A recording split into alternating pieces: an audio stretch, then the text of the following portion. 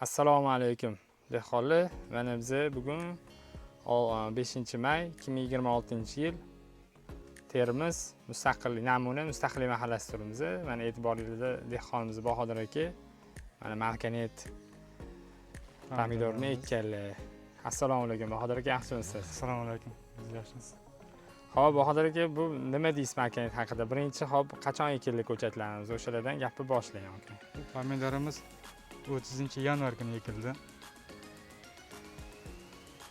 Pomidorlarimiz ekan. Ko'chat 30-yanvarda o'tkazildi. 30-yanvarda ekildi. Biroz kechikdi-da. Qani, ichkaridan bu yoqdan kirib, bu yoqdan kirasizmi, bu yoqdan kiring. Ko'rsataylik-chi.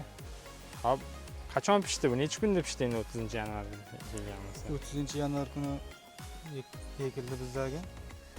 25-aprel kuni uzdik. 25-aprel kuni uzdinglar. Hop, fevral, mart, aprel. Bu mana markanetlarimiz bizda. Bizda endi mana birinchi pog'ona tugayapti, uzilgan. Necha marta terildi shunda? 3 marta terildi hali. Bu mana 3-chidan terilgani, mana hosillari bor mana. Katta hosillari bor. Ikkinchisiga mana o'tgan o'zi. Bular ham qizargan o'zi. Hop, nima ustubliklari bor ekan bu gibrid haqida? Nimalar deysiz endi? Bu markanetimiz erta pishar pomidorlar bular. Ertaroq pishadi.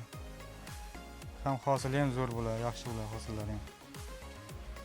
Mana buni ko'ring, mana bunisi ham mana pomidorlar qanday katta. Yeri ya.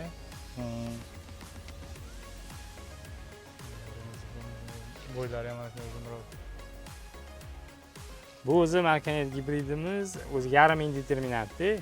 Ham nima desam bo'ladi? Bo'yi past, tez pishadigan холодный teplitsalarga biz ana issiqlik tizimi yo'q teplitsalarga tavsiya qilamiz-da. Tez ekib, tez hosil pishib, terib olish uchun. Iloji boricha tezroq narx yaxshi vaqtda terishiga tavsiya qilamiz. Hop, sizlar 30-yanvarda ekibsizlar. Boshlanishi necha pullik narxdan boshlandi? Boshlanish narxi 16 ming so'mlikdan chiqib boshladi bizdagi. 16 ming so'mdan boshladi.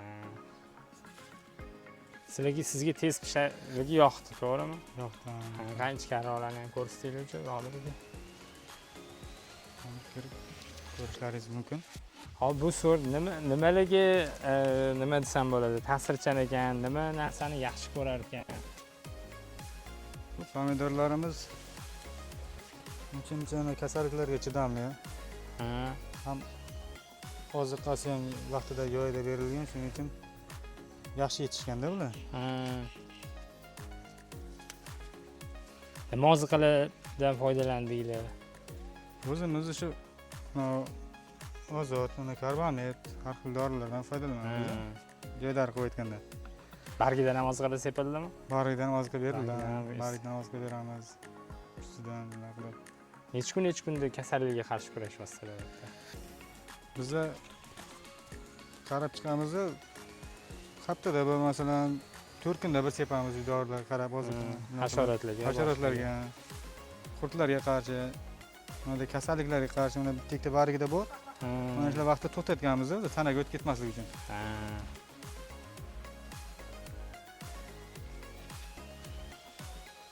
1, 2, 3, 4, 5 ta chiqdi.